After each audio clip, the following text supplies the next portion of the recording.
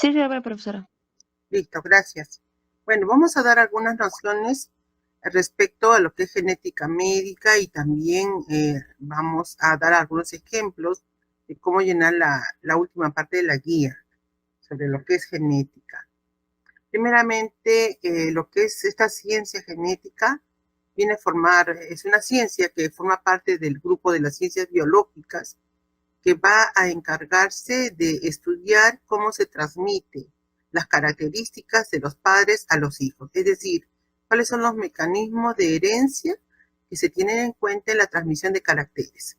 Entonces, todas estas características que heredamos de nuestros padres se produce a través de la transmisión de genes. Entonces, eso es lo que va a estudiar la genética. También vamos a ver cuáles son las leyes que rigen la herencia, cómo varía la transmisión de estas características de los padres a los hijos y ver cuál es aquella estructura que está dentro del cromosoma, la cual que es la que se encarga de transmitir estas características y esas estructuras se llaman genes.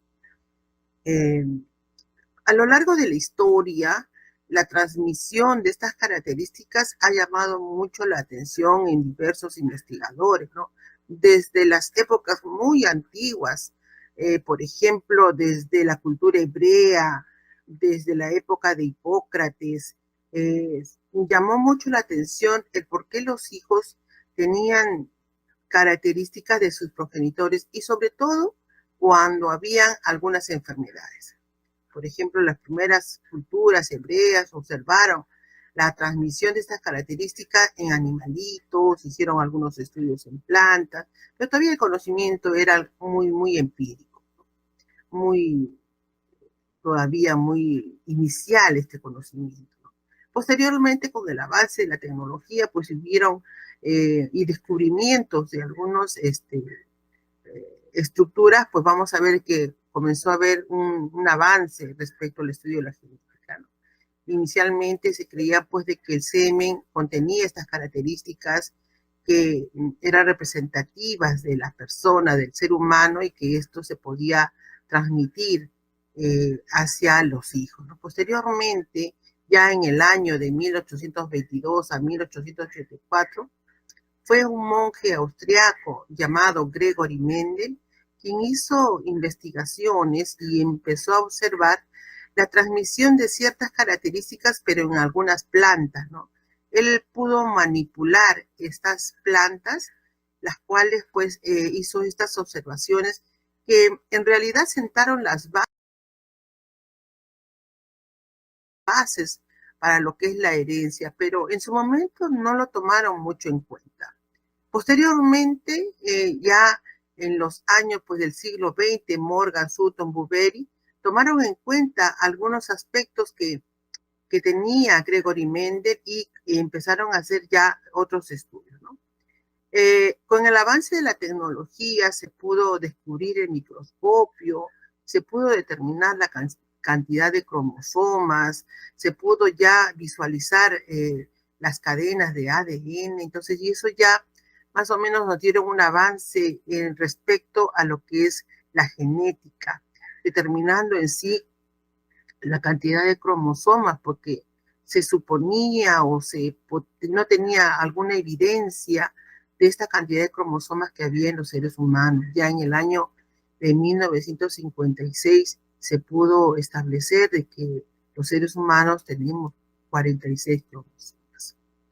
En los años 1990 al 2000 se hizo un proyecto mundial sobre el estudio del genoma humano para determinar la cantidad de genes que tiene nuestro cariotipo y cuál es la función que tienen cada uno de estos genes. Un estudio muy amplio, muy concienzudo respecto a lo que es el cariotipo humano, ¿no? Sobre todo para determinar la presencia de los genes en relación a ciertas enfermedades genéticas, ¿no? Para saber cuál era la función que tenían estos genes. Hoy en día, pues la aplicación de la genética ha mejorado mucho nuestro mundo, ¿no? Entonces, desde lo que es el mejoramiento de las razas de ciertos animales, el mejoramiento de las especies, el aumento en la producción ganera, el aumento ganadera, por ejemplo, el aumento de la producción láctea en los animales, el aumento de la carne, prevención de algunos tratamientos de enfermedades que son relacionadas a la herencia, por ejemplo, en los casos de incompatibilidad sanguínea entre la madre y su fetito, cuando la madre es portadora del factor RH negativo y el producto contiene pues un RH positivo, entonces ahí se produce una incompatibilidad sanguínea, ¿no? Entonces, esas características que se producen durante este evento, pues lo estudia la genética. La producción de insulina, por ejemplo, que también se ha podido determinar mediante el estudio de las cadenas de ADN, la clonación de algunos animales, el establecimiento hoy en día de paternidad con estudios de ADN y de identificación de las personas, y aunque ya cada vez cobra más auge lo que es la genética mediante el estudio de los cromosomas y el ADN, todavía hay ciertas limitaciones porque todavía no está tan al alcance de la mano, ¿no? Y aunque esto ya ha avanzado bastante. ¿Cuáles son los primeros conocimientos o conceptos básicos que se tiene sobre lo que es genética? Primeramente, saber que los genes están incluidos dentro de los cromosomas en diferentes áreas. Nosotros tenemos una idea de cromosoma como la que estamos observando, ¿no? Una estructura que tiene la forma de una X, que tiene un centrómero, una constricción que es primaria, y esto hace que se divida en dos cromátides y que tiene pues un brazo corto y un brazo largo. Esa es la idea que nosotros tenemos de un cromosoma. Pero dentro de los brazos o de la estructura del cromosoma están incluidos los que son los genes por área. Nosotros tenemos los genes, tenemos los alelos, que son las características, que son las que se van a transmitir o se van a heredar. Con el estudio que hizo Gregory Mendel, con la observación que hizo sobre las características de los progenitores a la descendencia, se pudo establecer generaciones. Una generación paterna que la determinó como la generación P, que es en realidad los padres, que son los donadores de la célula de los gametos, como por ejemplo el óvulo y el espermatozoide, y luego tenemos la generación filial, que es determinada por los hijos, ¿no? El padre, la primera generación, segunda generación, tercera generación. Entonces, vamos a ver de qué se establece de esa manera, cómo es que se transmiten las características desde los progenitores hacia sus descendencias, que van a ser llamadas generaciones. Asimismo, hay ciertos rasgos que se transmiten mediante un factor de herencia de tipo dominante y hay otros factores que se transmiten a la descendencia y son de tipo recesivo. Eso significa que aquel factor que es dominante en la transmisión de las características, esta va a prevalecer en su descendencia. Aquellos rasgos que son recesivos, por ejemplo, pues muchas veces no se van a expresar, pero sí va a contener la característica, va a contener el alelo en la conformación genética de la descendencia y solo se va a observar cuando se encuentre otro gen más recesivo, otra característica similar al animal. Entonces ahí tenemos que los genes están incluidos dentro de lo que son los cromosomas, el ADN es la cadena que contiene pues la molécula hereditaria, aquellas características que se van a heredar, que se hereda. Hay algunas características que no se heredan, como por ejemplo el comportamiento social, el comportamiento sexual, las actitudes que tenemos para el estudio, la actitud que tenemos para el deporte. Estas características no se heredan. ¿Qué cosas se van a heredar? Pues los rasgos, ¿no? Los rasgos que son visibles, como el color de los ojos, como por ejemplo el color del cabello, la forma del cabello, la forma de algunas características físicas. Entonces, es lo que se puede heredar. Y también se pueden heredar algunas anomalías. Digan. No, perdón, Miss. Bueno, entonces hay algunos rasgos que les decía que tiene que ver con las anomalías que se van a heredar, como por ejemplo polidactilia, como por ejemplo el enanismo o personas de baja estatura. Son rasgos, algunas enfermedades también que son relacionadas a los cromosomas sexuales, son los que se pueden heredar, ¿no? Eh, La citogenética viene a ser también una ciencia que se encarga del estudio de la transmisión de las características heredables, pero ya a nivel celular. Mediante el estudio ya propio de los cromosomas, se estudian los cromosomas en sí, y se estudia la cantidad de genes y las características que se van a heredar. Ya ustedes conocen cómo son los cromosomas, ya los hemos visto en la primera parte, cuáles son las partes que tiene un cromosoma. Hay cromosomas que van a ser llamados homólogos, hay cromosomas que son llamados que no son homólogos, como el caso de los cromosomas sexuales. ¿Cómo es la estructura del cromosoma? Pues esta es más o menos la apariencia que tiene un cromosoma. Puede diferir en relación a lo que es el centrómero, pues el centrómero puede estar desplazado más hacia la parte superior, haciendo de menor tamaño lo que son los brazos cortos en comparación con los brazos largos. Pueden haber constricciones primarias llamadas centrómero o pueden haber constricciones secundarias que van a determinar áreas en el cromosoma que van a ser llamadas como satélites. Ahora, en un cromosoma vamos a encontrar un lugar donde va a estar ocupado por un gen. La presencia del gen dentro del cromosoma va a ser denominado como el locus. Y el loci va a ser determinado por el conjunto de locus, es decir, dentro de la estructura del cromosoma, en diversas áreas, la presencia de estos genes que van a ser llamados locus, el conjunto de estos lugares van a ser denominados como loci. Entonces, eso hay que tener en cuenta, qué es un locus y qué es un locus y qué es un loci, dentro de lo que es el cromosoma.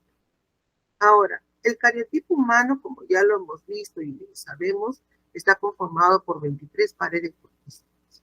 Entonces, ¿cómo se determina un cariotipo? Pues hay pruebas que hay que hacer, ¿no?, para determinar el cariotipo, una muestra de sangre, y mediante una prueba de laboratorio, pues se determina la cantidad de cromosomas y se van determinando, se van ubicando mediante orden, ¿no?, que ahorita vamos a ver cómo se ordena, para determinar cuáles son los cromosomas que están presentes, ¿no? Entonces ahí tenemos al cromosoma sexual Y y al cromosoma sexual X, que estos son dos cromosomas que no son homólogos. Esto ya sabemos que el cromosoma sexual Y es más pequeño que el cromosoma sexual X. Este es el cariotipo humano, tanto masculino como femenino. Son 23 pares de cromosomas. En el caso del cariotipo masculino, un cromosoma X y Y, que es más pequeño. Y en el caso del cariotipo femenino, los dos cromosomas sexuales X. En el examen se les puede colocar cariotipos, lo que ustedes tienen que visualizar bien cada uno de los pares de los cromosomas y determinar de repente en qué cromosoma o en qué par de cromosomas está la alteración. Bien. Ahora, ¿cómo se clasifican los cromosomas? Se van a clasificar de acuerdo a la posición que tiene el centrómero. Entonces, como hemos visto, hay algunos centrómeros que van a ser desplazados más hacia la parte superior y hay otros que están exactamente en la parte central. Entonces, de acuerdo a la posición que tiene el centrómero, se van a clasificar a los cromosomas y de acuerdo al tamaño, ¿no? Hay algunos cromosomas que son más grandes y otros que son más pequeños. Entonces, los llamados cromosomas metacéntricos son aquellos cromosomas en los cuales el centrómero está ubicado casi en la parte central, en la cual tanto el brazo corto o el brazo P, porque el brazo P es el brazo corto y el brazo Q es el brazo largo, entonces tanto el brazo P como el brazo Q son aproximadamente iguales, de la misma longitud. Hay otros cromosomas que son de menor tamaño, los metacéntricos, que son los más grandes, que van a ser llamados como los submetacéntricos. Son más pequeños en comparación con los metacéntricos y el centrómero va a estar desplazado más hacia la parte superior, haciendo que el brazo P sea de menor tamaño comparado con el brazo Q, que es el brazo largo. Existen otros cromosomas llamados los acrocéntricos. Estos cromosomas son de mediano tamaño, pero el centrómero está desplazado todavía más hacia la parte superior, haciendo que los brazos cortitos sean mucho más pequeños. Es más, este tipo de cromosomas tienen la presencia de estas pequeñas particiones secundarias, estableciéndose por aquí algunas áreas llamadas aquí. Esas son las características de los cromosomas tipo acrocéntricos. Tenemos otro grupo de cromosomas que existen, pero en la raza humana no están presentes, están presentes en algunas otras especies, como los cromosomas perocéntricos. En estos tipos de cromosomas, el centrómero está ya en la parte superior y casi desaparece completamente el brazo corto, estableciéndose solamente el brazo largo. Como decía, no presentan brazos cortos, solo están presentes el brazo largo, y este cromosoma no existe en los seres humanos. Bien. Ahora, de acuerdo a ello, pues se van a enumerar los cromosomas.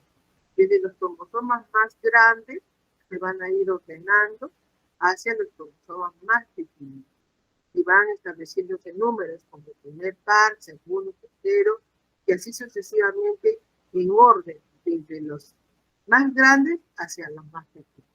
Los cromosomas sexuales sí ya son independientes, son aparte.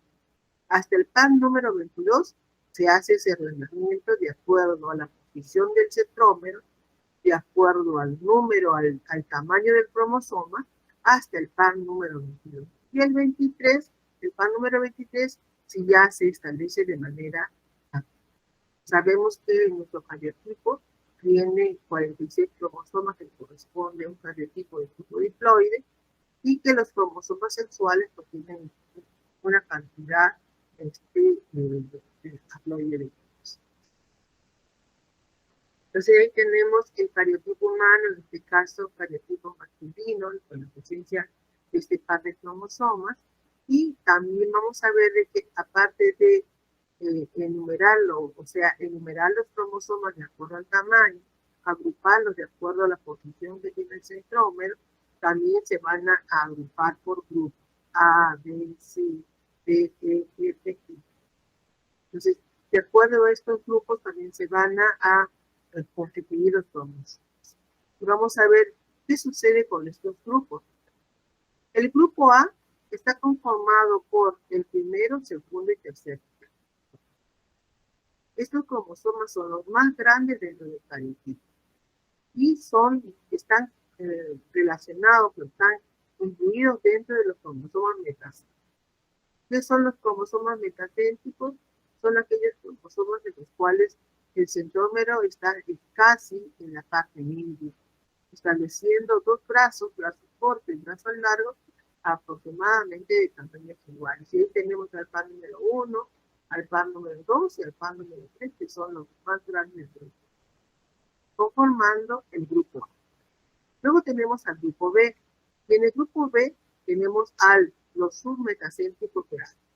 ¿Qué significa estos submetacéntricos? En los cuales el centrómero va a estar desplazado un poco más hacia la parte superior, estableciendo el brazo corto algo de menor tamaño que el brazo largo. Y grandes, porque dentro del grupo los submetacéntricos son los más grandes, van a haber otros medianos y otros más pequeños. Entonces ahí tenemos a los cromosomas 4 y 5, conformando el grupo.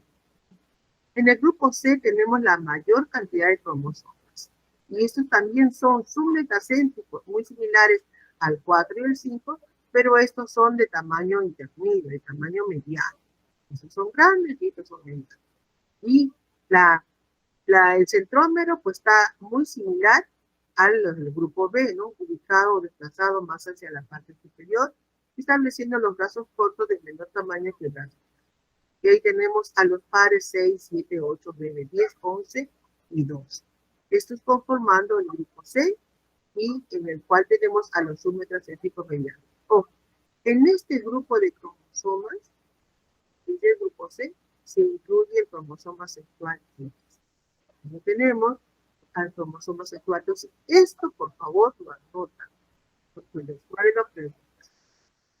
¿En qué grupo de cromosomas se incluye el cromosoma sexual?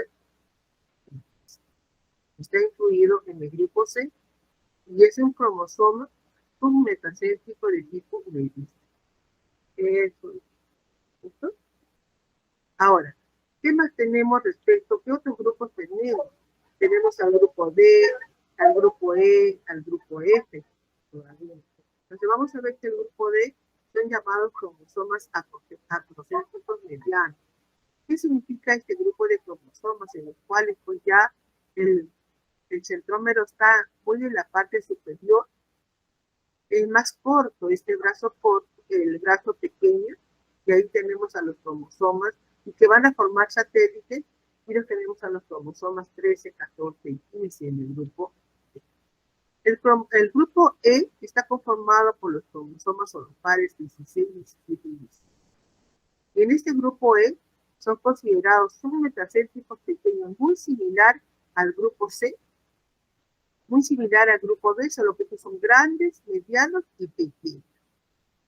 Grandes, medianos y pequeños. Entonces vamos a ver que este submetacéntrico está conformado por los cromosomas 16, 17 y 18. Ahora, en el grupo F tenemos a los cromosomas metacéntricos pequeños. Este cromosoma metacéntrico son similares a los cromosomas del grupo A. Hemos dicho de que el centrómero está casi en la parte media, ¿no? Cuyos brazos cortos y largos son de igual tamaño. Solo que estos son más pequeños, por eso se llaman metacéntricos pequeños, y estos son metacéntricos grandes. Y acá tenemos a los cromosomas 19 y 20. En este grupo de cromosomas, pues vamos a ver solamente hay dos en el grupo E. Luego tenemos el grupo G, que son los cromosomas acrocéntricos pequeños. Recuerden que el grupo D son acrocéntricos medianos y también pueden formar por acá pequeños satélites. Acá tenemos a los cromosomas 21 y 22. Hay que ver que el cromosoma I, que es el cromosoma sexual, corresponde a este grupo de cromosomas. El cromosoma sexual I es un cromosoma acrocéntrico de tipo G. Y corresponde al grupo G, que es el cromosoma de tipo acrocéntrico P. Eso es lo que vamos a rescatar de todo. Entonces, primeramente, saber de que los cromosomas, cuando uno establece el cariotipo, se van ordenando. Se van ordenando de acuerdo a números, de acuerdo al tamaño y de acuerdo a grupos. Desde los más grandes hacia los más pequeños.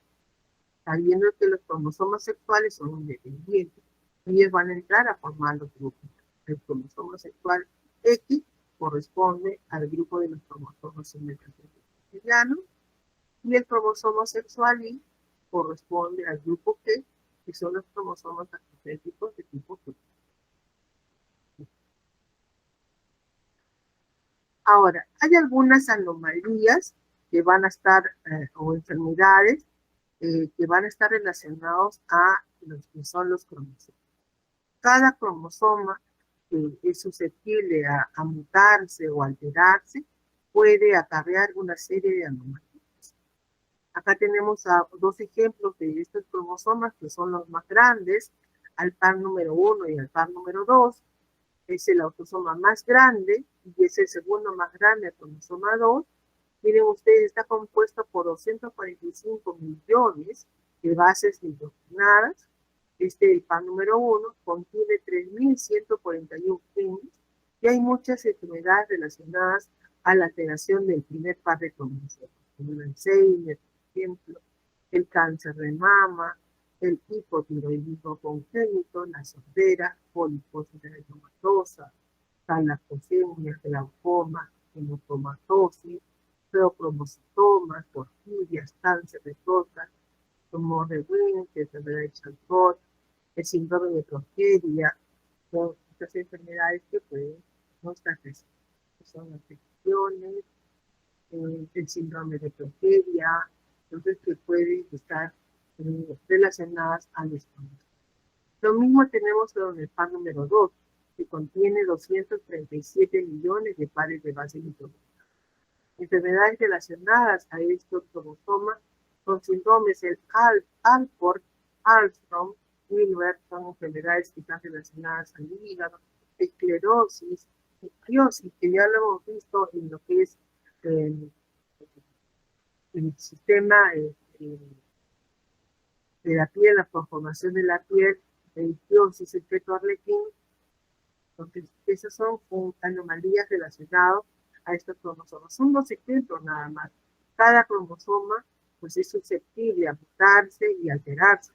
Y eso va a cargar una serie de amenazas. El cariotipo humano, ya saben que es el cariotipo de tipo diploide. Cuando existe solamente un juego de cromosomas, en el caso de los gametos, pues tiene un cariotipo haploide. Y cuando existen 3 copias de cromosomas, pues ya el cariotipo se vuelve poliploide. En el caso de las triploidías o tetraploidías, que lo hemos visto en el capítulo de anomalías con. Ahora, acá vamos a un poquito recordar lo mismo que habíamos hecho en anomalías, ¿no? Respecto a las alteraciones de los cromosomas respecto al número. Cuando se altera el número de los cromosomas, se establecen poliploidías o aneuploidías. En el caso de las poliploidías, existen una copia más de los cromosomas, todo un paquete. Entonces, si tenemos una triploidía, significa de que vamos a tener 69 cromosomas. Entonces, aparte de tener los 46, se agregan 23 cromosomas, 23 copias de los cromosomas. Entonces, vamos a ver que en el caso de las tetraploidías hay 4 copias de los cromosomas y en de las personas tienen 92 cromosomas. Entonces, este grupo de anomalías respecto a la ganancia de todo un paquete de cromosomas es muy raro. Es muy raro de ver. En el caso de las triploidías se puede establecer en el momento en el cual se produce la fecundación y 2 espermatozoides ingresan en forma simultánea. Podría darse ese caso. Pero generalmente no avanza la gestación, no se logra la gestación, se aborta. En el caso de las tetraploidías, que todavía es mucho más difícil que se presente, pues no desarrolla la gestación. Sin embargo, en el grupo de las aneuploidías, eso no es muy común, pero sí se puede presentar y sí pueden surgir. Los tipos de aneuploidías puede haber la ganancia de un cromosoma, estableciendo trisomías, o puede haber la pérdida de un cromosoma. Cuando hay la pérdida de un cromosoma, eso se llama monosomía. Y el ejemplo que tenemos en este caso de las monosomías es el síndrome de Down, que ya lo hemos visto a lo largo del tiempo. ¿Cuál es la expresión genética o el fenotipo de la monosomía Turner? 45X o 45X. Esta es una monosomía que solo se presenta en las mujeres. Varones que tienen monosomías, pues no nacen. Miren ustedes, las monosomías son muy raras, o sea, puede afectar a cualquier par de los cromosomas, desde el par número 1, par número 2, puede afectar a cualquier cromosoma de tipo humano. Pero estos no sobreviven porque se agotan en el mismo 29%. Sin embargo, cuando afecta al cromosoma sexual, pues sí puede desarrollarse y nacer. Y por eso el síndrome de Turner generalmente pues nace, se desarrolla y crece, y es frecuente en la mujeres. Y ahí tenemos un cariotipo de tipo haploide, un cariotipo de tipo diploide, el cromosoma en este caso sería un cariotipo de tipo masculino, y acá tenemos una triploidía. Una triploidía en el cual tiene 69 cromosomas. El par número 1 hay 3 copias, de cada uno de ellos hay 3 copias de cromosomas. Podrían ustedes entrar el cromosoma sexual y 3 copias del cromosoma, entonces eso se llama triploidía. Entonces les coloca este cariotipo, por ejemplo, y veo 3 copias de cromosoma de cada uno, pues en este caso este cariotipo ha ganado todo un paquete de cromosomas que establece una triploidía. Si hubiera 4 copias de los cromosomas, pues sería una tetraploidía. En el caso de síndrome Turner, si yo les presentara este cariotipo en el examen de genética, observen ustedes que el par número 1, 2, 3, todos están de manera diploide, ¿no? Todos son dos, excepto el cromosoma sexual. Acá falta el otro cromosoma sexual en el cual se establece el cariotipo del síndrome de Turner. Como ya lo hemos visto, ¿no? Las características externas de una persona, una niña con Turner. En el caso de las trisomías, cuando hemos dicho trisomías, pues hay una ganancia de un cromosoma, un solo cromosoma.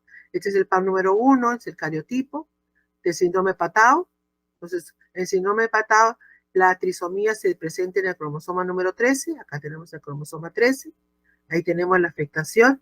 Entonces, ustedes tienen que establecer, mirar bien, en el caso que se le presente el cariotipo en el examen, mirar que todos están duplicados, todos son impares, excepto el número 13 que tiene un cromosoma de más. Y este cariotipo, ¿a cuál corresponde? A Patau, síndrome de Patau.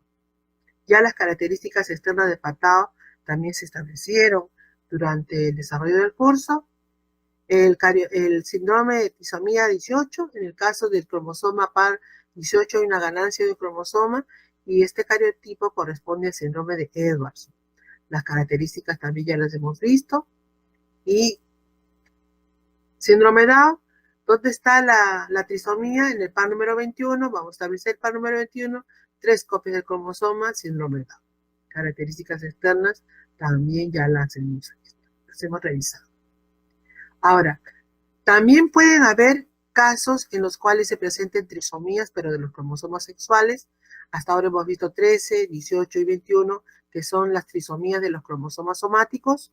Y cuando se presentan las trisomías de los cromosomas sexuales, vamos a ver que pueden haber 3 copias de los cromosomas sexuales, es un cariotipo femenino, y eso se llama superhembra, ¿no? Este es una, en el cual, pues, las características, pues, no están muy visibles, no son acentuadas, son muy leves, generalmente tienen un aspecto normal, en el caso de las superhembras, cuando es el cariotipo femenino. Pero cuando es masculino, pues sí hay, ¿no? Bastante diferencia. Acá se establece el síndrome de Klinefelter, es masculino, hay una ganancia de un cromosoma en el par sexual y pueden haber muchos más, no pueden haber variaciones, si eso lo establecieron bien en la última, bueno, en el penúltimo seminario respecto a las que son anomalías del desarrollo sexual. Ahora, pueden haber algunas características, algunas anomalías en los cromosomas, pero relacionadas a la estructura, que también ya lo hemos visto en el capítulo de anomalías congénitas. Cuando hay pérdida de una parte del cromosoma, eso se llama delesión. En este caso tenemos el caso del síndrome del maullido de gato, síndrome de Creutzfeldt, en el cual existe una delesión en el brazo corto del cromosoma 5. A ver, observemos el cromosoma 5, está produciendo una pérdida, ¿no? Hay una sección del cromosoma número 5 en el brazo corto, por lo tanto, esta delesión pues produce este síndrome, ¿no? El síndrome de Creutzfeldt. Ya eso se correspondería a las deleciones a anomalías estructurales de los cromosomas. Las translocaciones, que también lo hemos visto, es el cambio de una parte del cromosoma hacia otro que no es homólogo, ¿no? Hay una transferencia de porciones de los cromosomas que puede ser recíproca, puede ser balanceada, puede ser no equilibrada. Las duplicaciones, que también ya lo hemos visto, se duplican parte de los cromosomas, una porción del cromosoma se ha duplicado, y dentro de esto sería pues es la menos dañina en relación a lo que son las anomalías estructurales de los cromosomas, porque acá no hay pérdida de material como lo que ocurre en las deleciones, y en este caso solamente pues hay una duplicación de material genético. En las inversiones se invierte las posiciones de los genes, ¿no? Y esta puede ser de dos tipos, paracéntrica y pericéntrica, cuando están relacionados a los brazos, ya sea corto o largo, respecto al centrómero, ¿no? Entonces puede haber paracéntrica cuando se invierte la posición dentro de un solo brazo, y pericéntrica cuando va desde un brazo corto al brazo largo, ¿no? Así se hacen las inversiones. Tampoco son dañinas, ¿por qué? Porque solamente hay inversión de lo que es el material genético, pero no hay pérdida, ¿no? Lo más severo, lo más dañino sería cuando hay una pérdida del material genético. Y en el caso de los isocromosomas, pues también ya lo hemos visto, es cuando se hace la separación de las cromátides de los cromosomas, pero ya no van en sentido longitudinal, como debiera ser, estableciendo brazos cortos y brazos largos, sino la división se hace en sentido horizontal, en el cual hay pérdida de uno de los brazos, porque acá tenemos esta porción dividida, en la cual no tiene brazos largos, y esta porción inferior, en la cual no hay brazos cortos. Entonces, se pierde uno de los brazos, ¿no? En el caso. Y dentro de este tipo de defectos que se producen, pues vamos a ver que lo más común que ocurre en el cromosoma sexual X. Ahora, también pueden haber anomalías respecto a los cromosomas cuando hay mutaciones de género. Y es el caso de la condroplasia, cuando existe un cambio en la guanina por adenosina en la cadena de ADN y relacionado al brazo corto del cromosoma 4. Entonces, esto es una mutación en relación al gen del crecimiento. Entonces, vamos a ver de qué se produce este tipo de anomalía, ¿no? Ahí tenemos el cambio en lo que es la adenina por guanina, en el caso del cromosoma número 4, y ese sería el cariotipo para lo que es acondroplasia.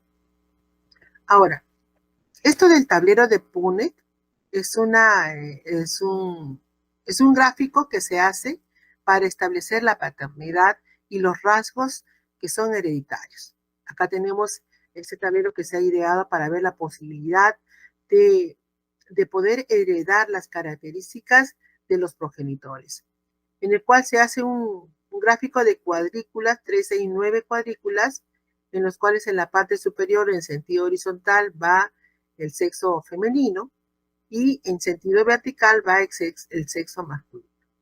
Entonces acá los alelos, las características van a ser dominantes y recesivas. Eh, Generalmente lo recesivo se coloca con letras minúsculas y la característica dominante se coloca con letra mayúscula. Entonces acá, por ejemplo, tenemos al progenitor masculino que va a tener características que van a heredar sus descendencias, pero de rasgos dominantes, y las características del sexo femenino, en el cual sus rasgos van a ser recesivos.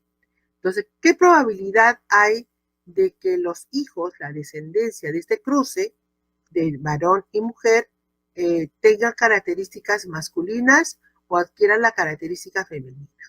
Por ejemplo, si yo estoy colocando el color del pelo del papá, que es de color negro, y la madre tiene de color rubio, entonces yo digo, ¿qué probabilidad de, ¿qué probabilidad hay de que mis hijos o los hijos de esta pareja tengan el pelo rubio?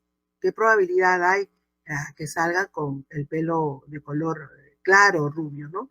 Considerando que el pelo oscuro, el pelo negro, tiene característica dominante. Entonces yo hago el cruce ahí, A con A, entonces, y la probabilidad de que los hijos salgan con el cabello rubio, pues es 0%. ¿Por qué?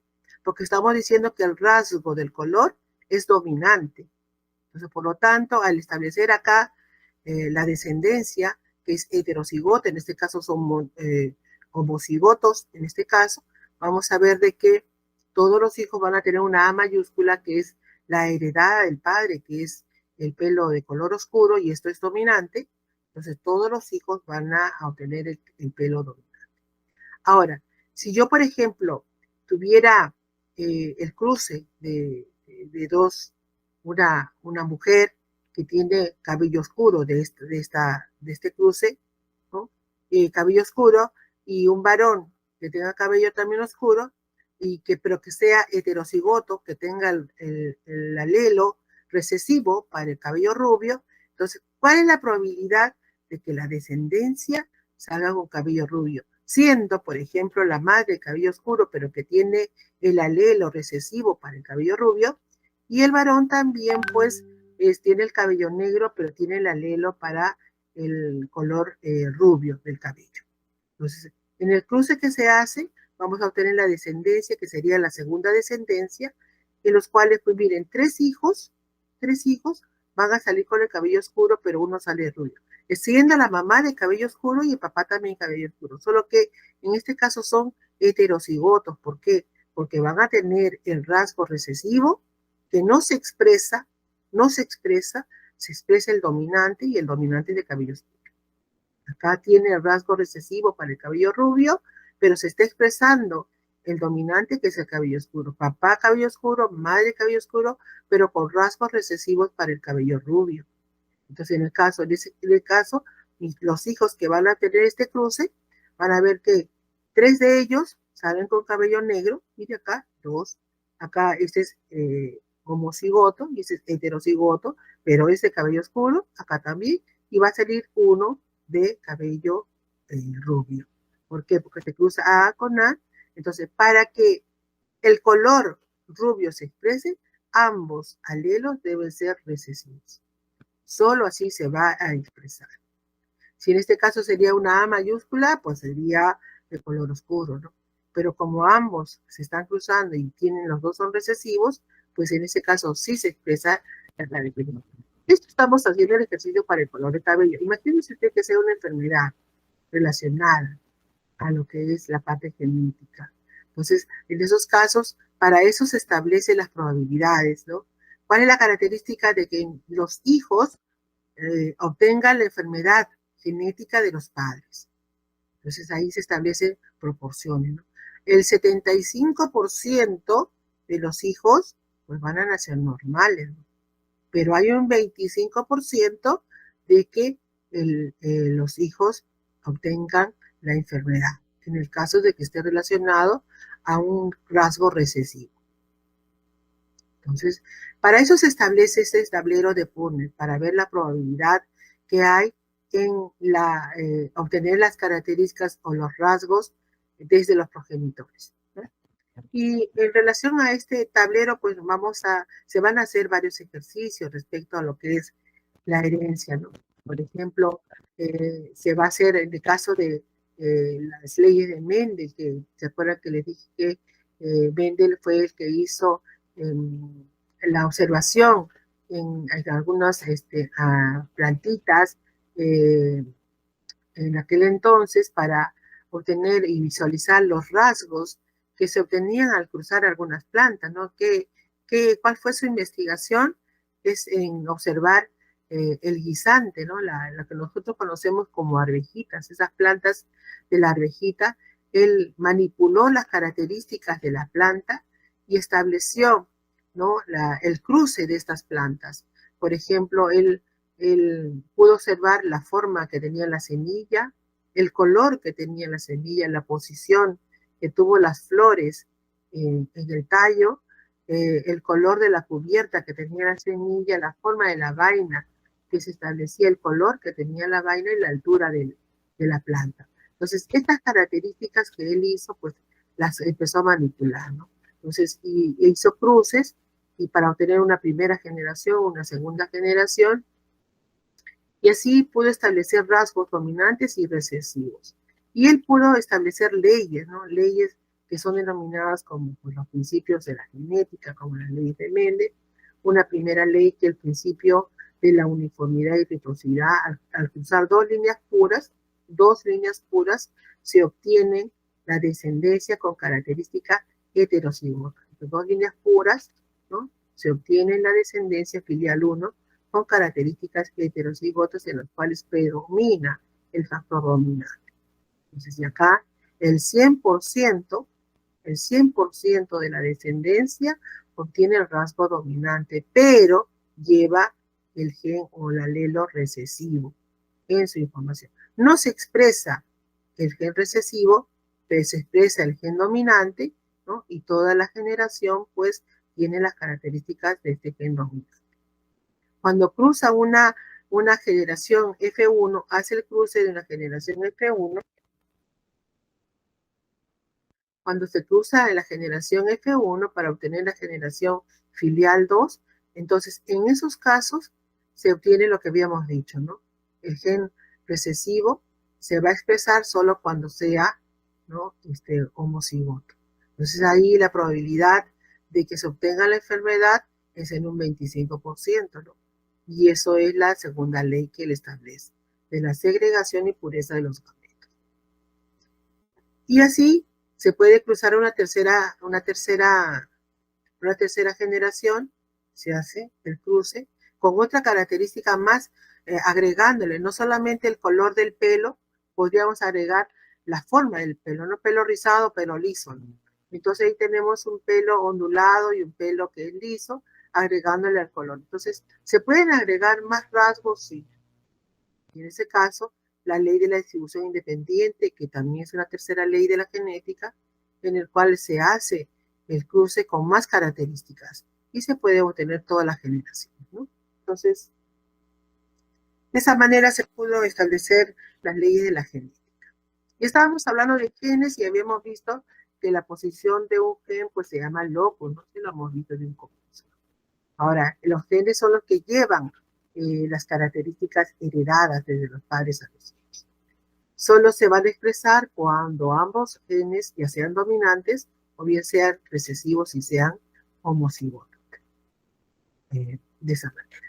Hay alelos que son dominantes, que se establecen con letras mayúsculas, y alelos que son recesivos, que son los alelos o las características que se transmiten. Alelos dominantes y alelos recesivos, y se expresan, son visibles cuando es dominante y la letra mayúscula. Acá tenemos un gen dominante, pero en este caso es homocigoto, porque ambos son dominantes. En este caso es heterocigoto, porque tiene el gen recesivo, pero se expresa el dominante porque esto es el que va a dominar el recesivo.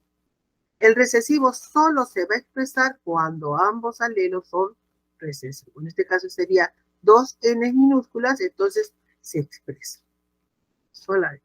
No tiene efecto visible cuando tiene un gen dominante, ¿no? Pero sí va a ser visible cuando ambos sean recesivos.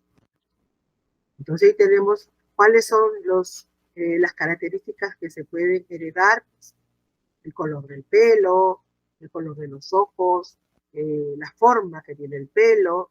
Entonces estos son los que se van a heredar. Solo se denota, solo se expresa cuando ambos alelos son recesivos. Acá se expresa cuando ambos son dominantes, pero también cuando es heterocigoto, ¿no? En este caso, cuando es heterocigoto, también se expresa esta característica. Suponiendo que estamos observando el color de los ojos oscuros y claros, ¿no? Ojos verdes y ojos negros, ¿no? En este caso, está expresado, en este caso, a pesar de que tiene el rasgo para los ojos verdes, pero como tiene este rasgo dominante que es el de color de los ojos negros, pues se expresa el gen los ojos negros en este caso. Solamente se va a expresar los ojos verdes cuando ambos alelos sean recesivos. El fenotipo está en las características visibles, es lo que se ve, como el tamaño, el color de la piel, la forma del pelo, ese es el fenotipo. Y ahí estamos viendo que los fenotipos van a depender del tipo de alelo que se vaya a expresar, siendo estos dominantes o recesivos, ¿no? Las características humanas que se van a heredar, vamos a ver de qué estos inclusive, pues se puede, como les dije, el color del pelo, cabello, hay algunas características sexuales, distrofias, que también se pueden heredar, glaucoma, enfermedades como glaucoma, la corea, se puede heredar, ¿no? De padres a hijos. Hay algunos genes que están ligados a los rasgos sexuales que también se pueden heredar. Hay algunas características, como ustedes ven ahí, la forma del pelo, las pecas, ¿no? Se pueden heredar. Enfermedades como la corea de Huntington, tienen una herencia dominante, la neurofibromatosis dominante, la fenilcetonuria, es un trastorno pero de característica recesivo, solo se va a expresar cuando ambos alelos sean recesivos. En cambio acá la corea de Huntington es una enfermedad nerviosa, ¿no? En el cual hay una degeneración de los núcleos del cerebro, causando demencia en estos casos, pues vamos a ver de qué se expresa de característica dominante. O sea que si el padre lo tiene, el hijo lo va a tener. Entonces ahí tenemos trastornos que se pueden... Esto sí, por favor, ojo con esta diapositiva.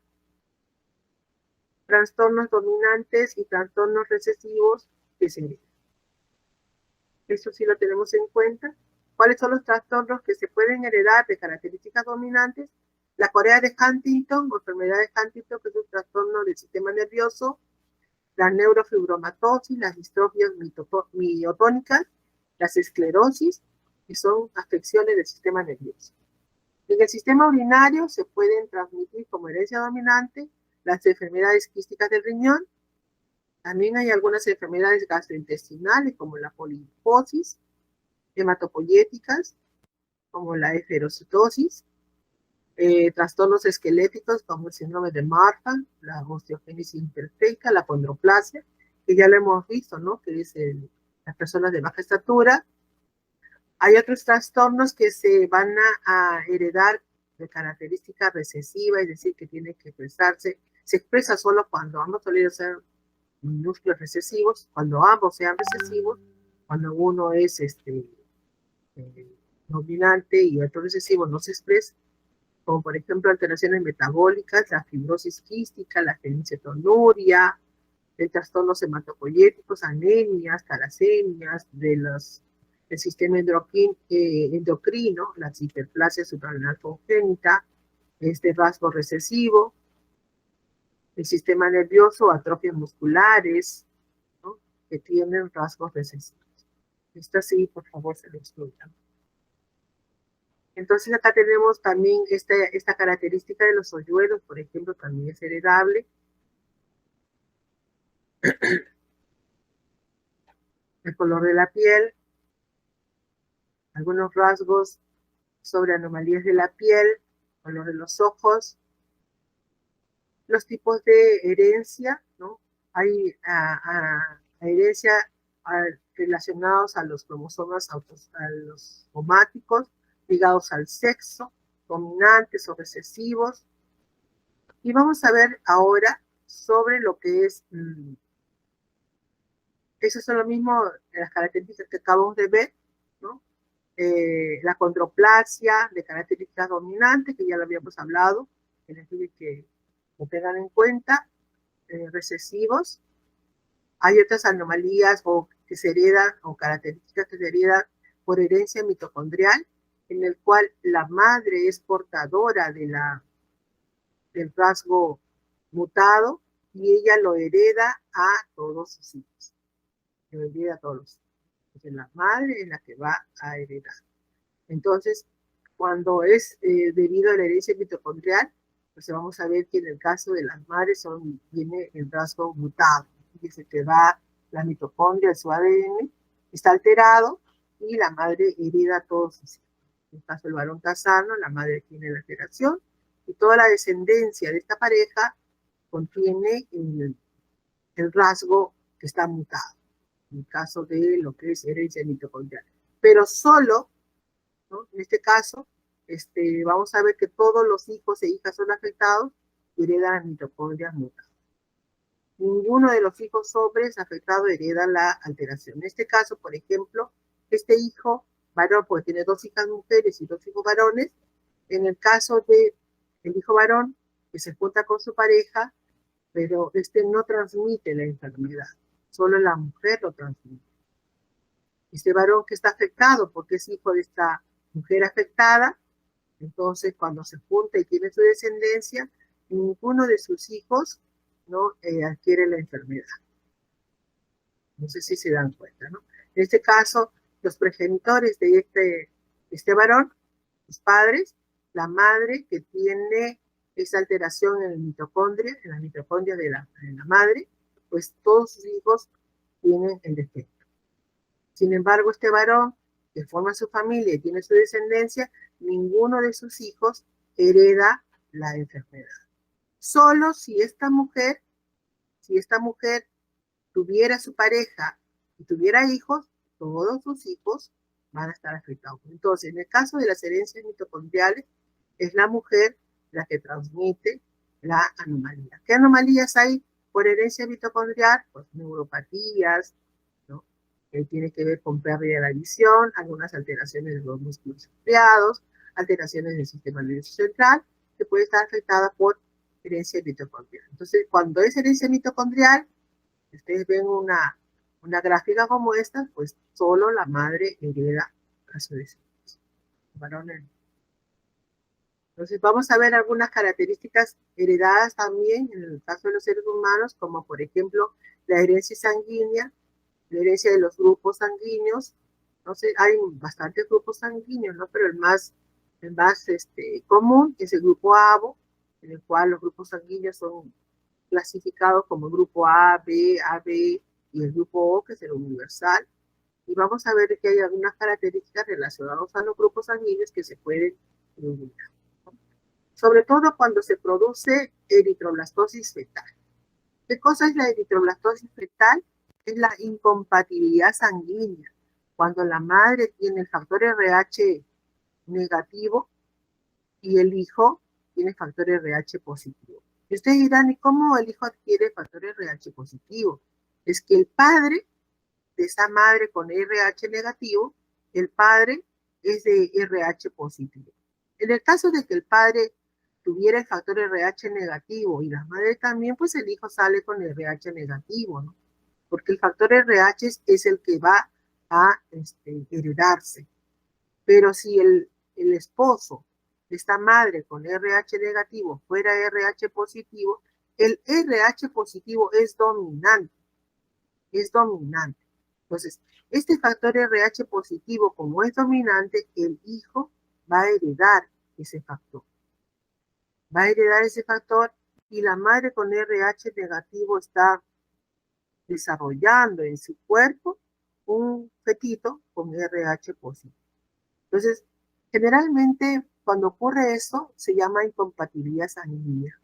Pero como durante el desarrollo de la gestación, pues no hay contacto íntimo o contacto físico entre la sangre del feto y la sangre materna, pues la madre no forma anticuerpos. Pero cuando se produce el parto,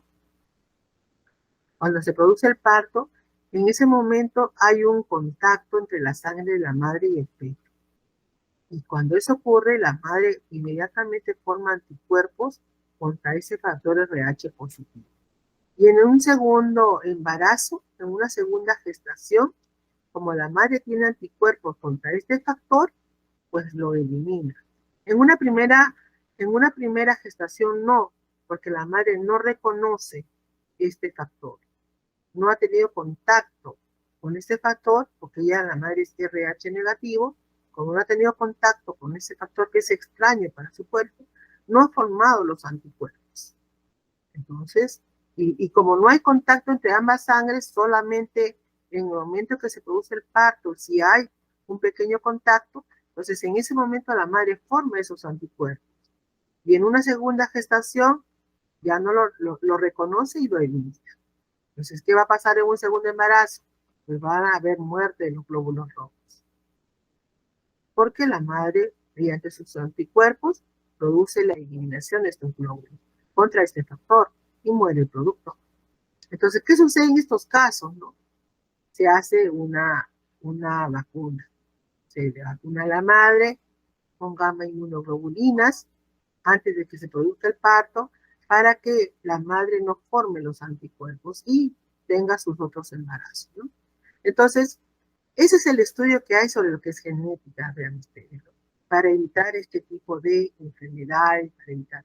Esto es un fetito eliminado por lisis de los glóbulos rojos cuando hay incompatibilidad sanguínea. No nace el producto, hay muerte del producto. Y esto ocurre pues, cuando ha habido ya una sensibilización de la madre al factor RH positivo. Este es el sistema mediante el cual la madre forma los anticuerpos y cuando forma el anticuerpo pues ya es inmunológico, ¿no? Estos son los grupos sanguíneos. En la que es genética del sexo es para ver pues la presencia de también anomalías relacionadas a los cromosomas sexuales. Experiencia ligada a cromosoma sexual, por ejemplo, el daltonismo, la hemofilia. La hemofilia es una alteración de los factores de coagulación y se transmite de generación en generación, pero por herencia recesiva. Es decir, esta enfermedad sanguínea se puede transmitir de una generación a otra, pero solo se va a expresar cuando ambos genes sean recesivos. Y este tipo de enfermedad es famosa porque estaba presente en la familia real inglesa. La familia real inglesa tenía la madre, la reina madre tenía el gen portador a la hemofilia. Entonces ella transmitió esta enfermedad a toda su descendencia. Y como antiguamente, pues en aquellos hace tiempo, lo que era la familia real no se metía con personas que no eran de la realeza, y se unían entre familias para conservar de las características reales. Por lo tanto, esta enfermedad se transmitió por toda la realeza europea. Entonces, vamos a ver qué pasaba con estas personas, pues si tenían alteraciones de los factores de coagulación, pues tenían muchas hemorragias y pues. Entonces, eso hay herencias o hay anomalías relacionadas a lo que son los cromosomas sexuales. En este caso, al cromosoma X, ¿no? Como el daltonismo, la hemofilia. Y tenemos algunos síntomas de algunas anomalías. Vamos a ver, acá por ahí tenemos la hemofilia. Y vamos a poner el ejemplo de una distrofia. El árbol genealógico, la genealogía en la familia real, que era de la familia europea, ¿no?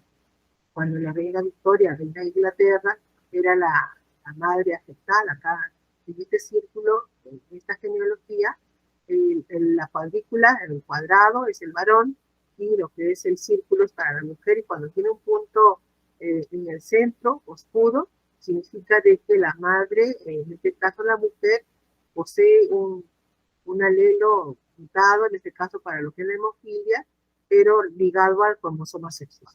Entonces la madre, la reina de Inglaterra, que era la reina Victoria, pues era portadora, no enferma, porque lo que son los puros son los que están enfermos, los que expresan la enfermedad. En este caso la madre o la reina Victoria era portadora del gen de la hemofilia, y ella transmitió su gen a su descendencia.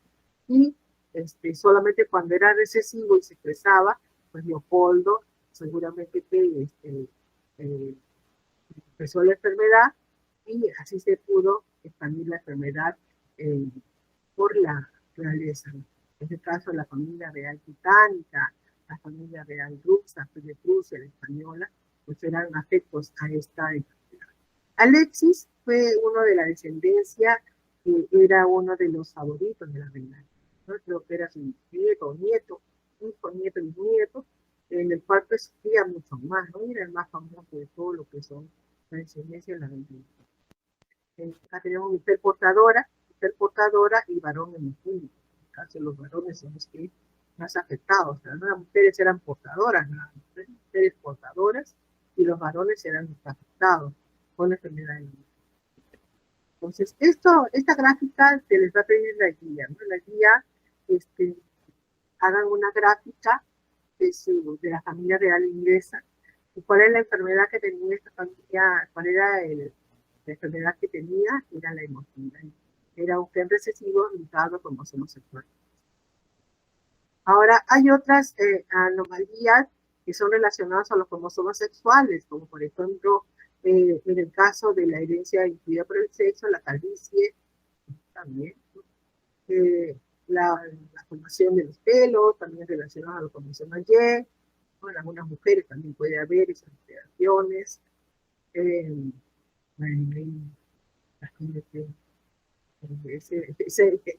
Esa relación que hay con la calvicie.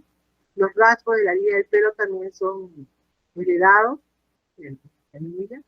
En los lóbulos del pabellón de la oreja también, algunos que son adheridos y otros que no lo son. de carácter recesivo y carácter dominante. Ve usted las características físicas también se heredan, ¿no? El color de los ojos. Y ahora vamos a ver lo que son los árboles genealógicos. Y esto en relación a los ejercicios que tienen ustedes en la guía. En la guía ustedes van a tener una serie de genealogías, que son árboles genealógicos que se construyen para determinar las características o rasgos hacia la descendencia, sobre todo cuando hay enfermedades, ¿no? Cuando son, la descendencia tiene enfermedades, ¿no? Porque las características pueden heredarse el color de los ojos, pero cuando la representación gráfica que se hace de todo un núcleo familiar es en relación para ver qué enfermedades se pueden transmitir hacia su descendencia. Entonces, esta es una genealogía que puede hacer con cuadrículas, como ustedes ven ahí, ¿sí? O se pueden hacer mediante árboles con fotografías. ¿Cómo se construye una genealogía? Un árbol genealógico, obteniendo información de nuestros antecesores, ¿no? De nuestra ascendencia. Eh, por ejemplo, si nosotros estamos acá, ustedes que sean acá, ¿no? Varones o mujeres, ver quiénes han sido sus padres, quiénes han sido los padres de sus padres, sus abuelos, sus bisabuelos, quién ha sido su pareja, y así. Entonces, ¿cómo vamos a construir esta genealogía?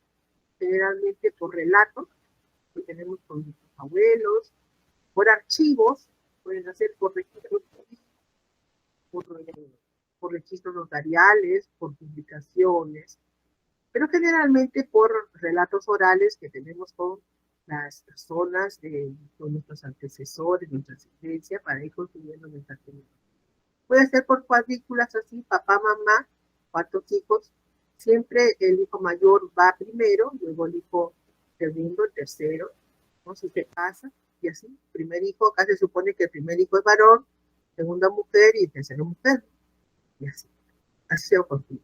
Esta es una genealogía hecha ya con árbol genealógico, en el cual acá están los progenitores, entonces se van obteniendo las fotografías y se van colocando. Hay múltiples maneras de construir un árbol genealógico, ¿sí?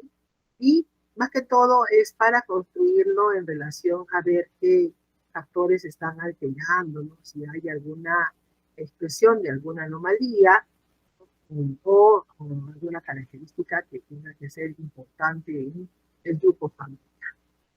¿Qué simbología se usa cuando usamos cuadrículas para la construcción del árbol genealógico? Siempre se usan círculos para el caso de las mujeres y cuadros para el caso de los varones. Cuando se oscurecen estas simbologías, que pinta oscuro, significa que está afectado por alguna determinada enfermedad. La relación de pareja se establece mediante una línea horizontal, que es la pareja, el matrimonio, y cuando es punteada es cuando se han separado. Luego la descendencia se establece con líneas hacia abajo, colocando en borde desde el primer hijo, y luego primero, segundo, tercero y cuarto. Son los primeros de descendencia, y se suele colocar acá F1 porque es la primera generación. La primera va a ser hija mujer, la segunda también mujer. Esta familia ha tenido 4 hijos, primera, segunda, tercera mujer, y el cuarto es varón. Ahora, bueno, acá tenemos también otro tipo de genealogías. Cuando se hace una raya diagonal es porque ha fallecido, hombre fallecido, afectado porque está oscuro, y fallecido con mujer afectada y también fallecida. Es mujer no afectada, hombre afectado, y acá tenemos otro tipo de genealogías, y así con fotografías. ¿Cuáles son las normas para elaborar un árbol genealógico? Para representar hay que hacer, tanto al varón como mujer, hay que hacer 2 gráficos. Hemos dicho que para círculos o mujeres siempre se coloca, sabe que ya no debe haber suficiente hombre y mujer, pero siempre va primero el varón, un cuadrado, y seguido de ello la pareja, unidos, pareja y su descendencia. Primera descendencia, que son los progenitores, la primera hija es mujer, su pareja, la segunda hija es mujer, el tercer hijo es varón, sí.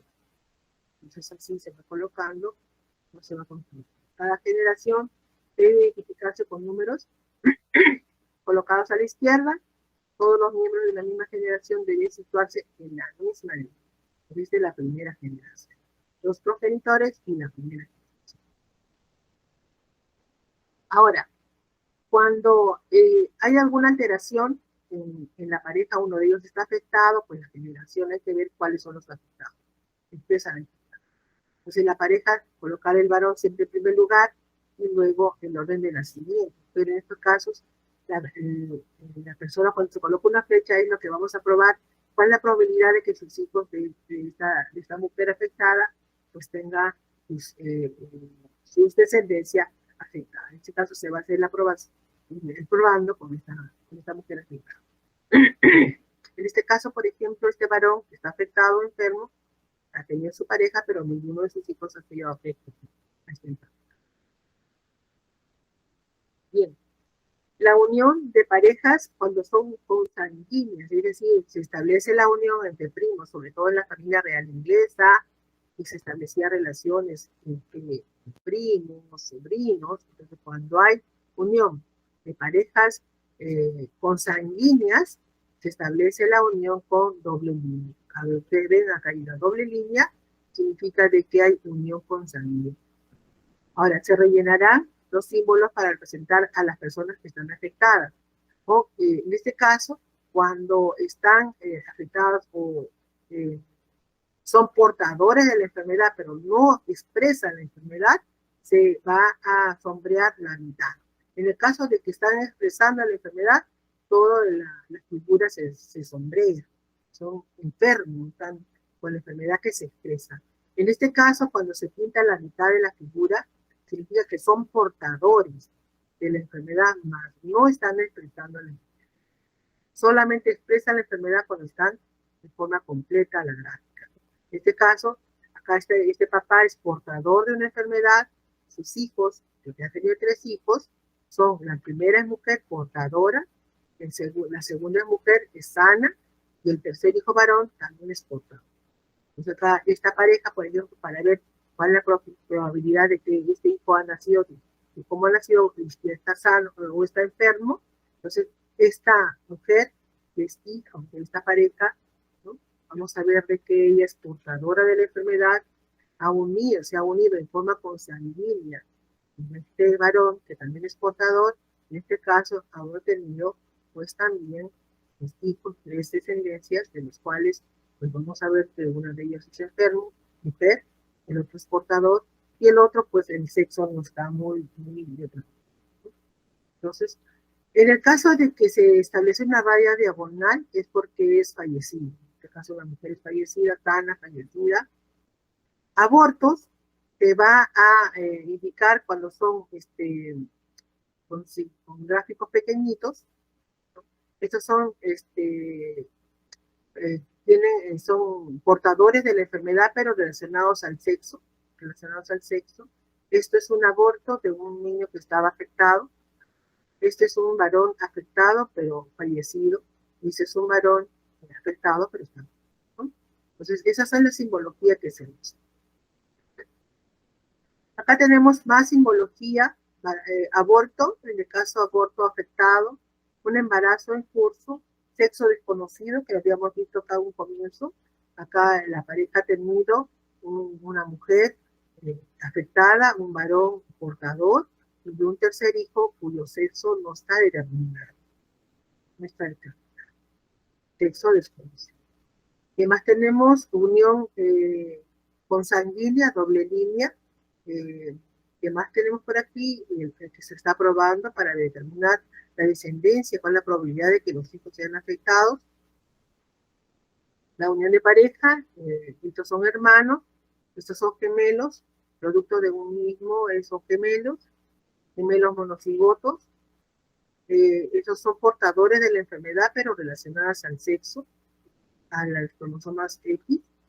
Y ahí tienen toda la simbología que se puede usar. Y de acuerdo a eso, pues vamos a ver las características que son dominantes o recesivas en los ejercicios que ustedes tienen en su vida. Cuando es una herencia autosómica dominante, ¿qué es lo que ustedes tienen que determinar? Van a tener ejercicios como estos y van a determinar si la característica es autosómica dominante o es recesiva. Es lo que tiene que determinar. Porque le van a colocar si el diagnóstico es dominante recesivo o es autosómico dominante, ¿no? Eso es lo que tiene que determinar. Cuando es autosómica dominante, como en el caso de esta genealogía, la enfermedad o la anomalía o el afectado se expresa en todas las generaciones. Como ustedes ven acá, esta mujer está afectada y sus hijos tienen un hijo, una hija mujer, un hijo varón, una hija mujer. 4 hijos, de los cuales la primera está afectada, el segundo varón, el tercer hijo está afectado, y también está dentro de la descendencia, también va a tener afectados. En este caso, correspondería a una herencia de tipo autosómica dominante. Entonces, lo mismo tenemos acá, afectado en el caso de que sea heterocigoto, tenemos afectado el varón, la madre sana. Acá tenemos 3 hijos, de los cuales la primera mujer es afectada, la segunda sana y el tercero afectado. Mire, se cumple la regla, papá afectado, primera generación, segunda generación y tercera generación, afectados en todas, ¿no? En todas aparece un afectado. Entonces, para que sea autosómico dominante, dice que tiene que estar cada persona afectada, se da en todas las generaciones. Todas las generaciones tiene un afectado. ¿Qué anomalías son autosómicos dominantes? La corea de Huntington, síndrome de Marfan, fibromatosis, acondroplasia. Las personas que son de estatura pequeña son de herencia autosómica dominante. Basta una copia para que exprese, puede ser A mayúscula o A mayúscula y A minúscula, para que exprese en todas las generaciones. Afectado tanto hijos como hijas, o sea, tanto hijas como hijos. Van a haber algunas enfermedades solamente relacionadas con los hijos, ¿no? En ese caso afecta tanto a mujeres como a varones.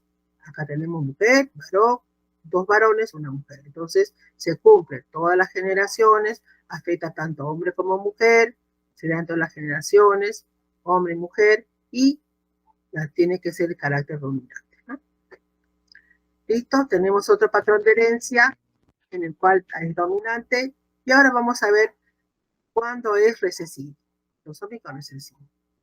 Ambos sexos se van a afectar, aunque los padres aparentemente parecen ser normales, ¿no? La condición aparece en los hijos.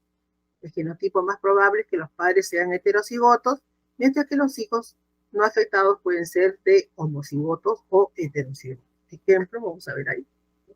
Un autosómico recesivo, la característica solo se expresa cuando el individuo es recesivo. Solamente se va a expresar cuando es recesivo.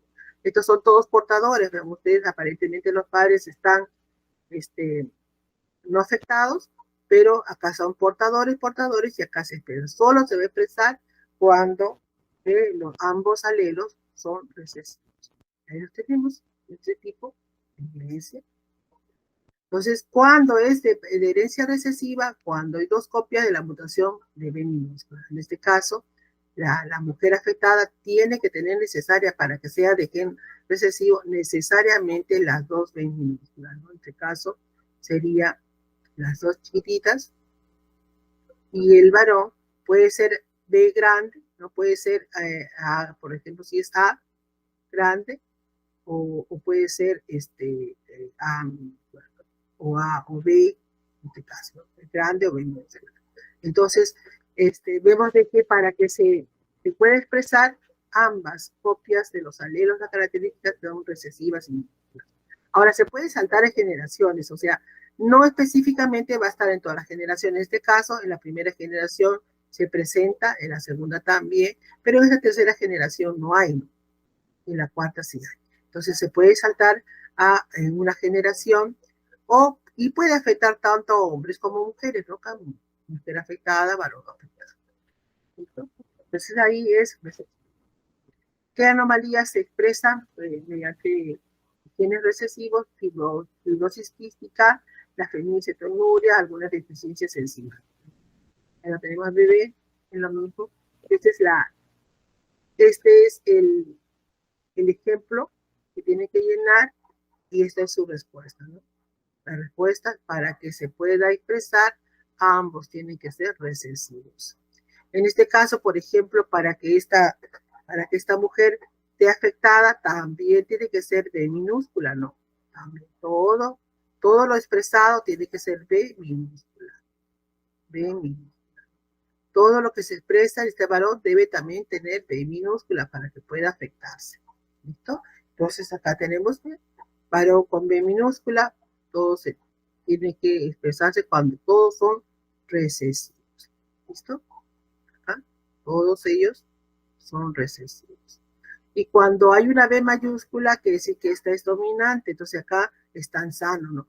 Son portadores sí, pero no expresan la enfermedad. Solo se expresa cuando la B minúscula, ¿sí? Entonces tenemos eso.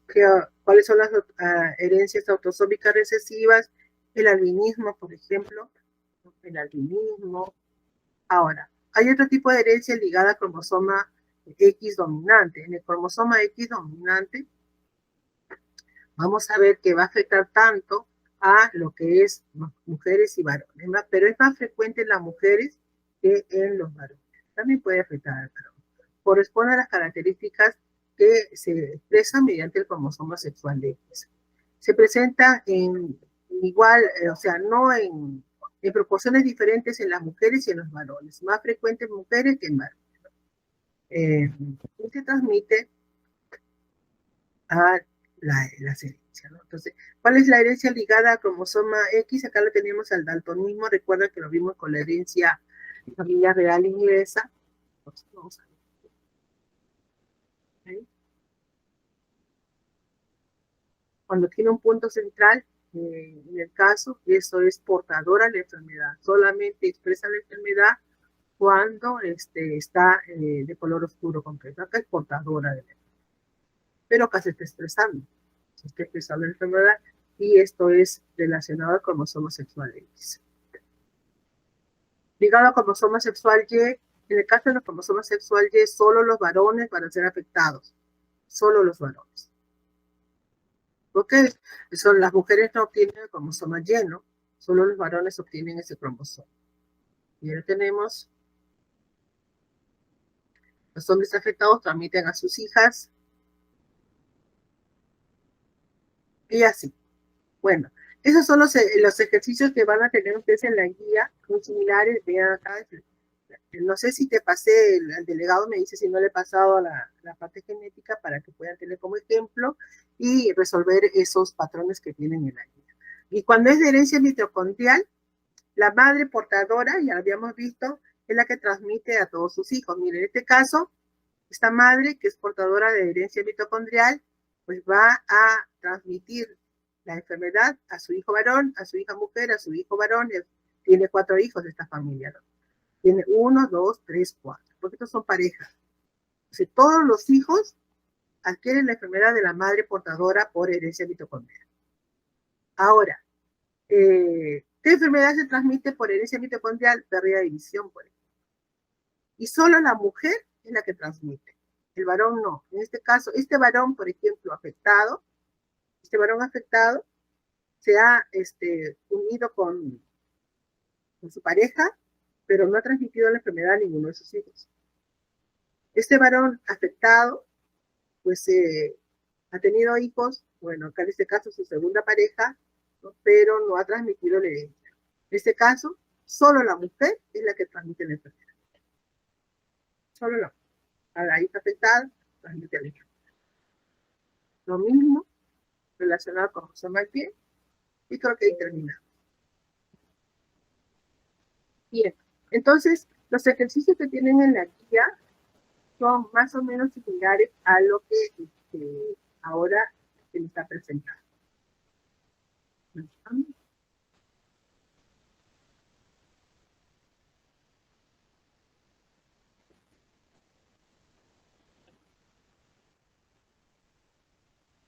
Entonces, ¿qué es lo que tienen que hacer ustedes? Colocar si esa genealogía corresponde a una herencia de carácter dominante, si es recesiva, si es ligada a cromosoma X, o si es ligada, si es de herencia mitocondrial, y eso lo van a establecer en relación a los ejemplos que se les dan. Después también le pide, creo, les pide que coloquen la genealogía o el árbol genealógico de la familia real inglesa. Que ya lo tienen ahí también, o lo colocan, lo pegan, lo dibujan, lo supervisan. ¿A qué hora sería que me dices el examen? A ver, ¿quién está preguntando ahí? ¿A qué hora será el examen de la tercera unidad? Hemos quedado que va a ser 9:30 de la mañana. Sí hemos quedado, ¿no? 9:30 de la mañana. Hasta ahora, Miss, diga. eso, eso justo hoy día la psicología, la profesora nos comentó eso. Nosotros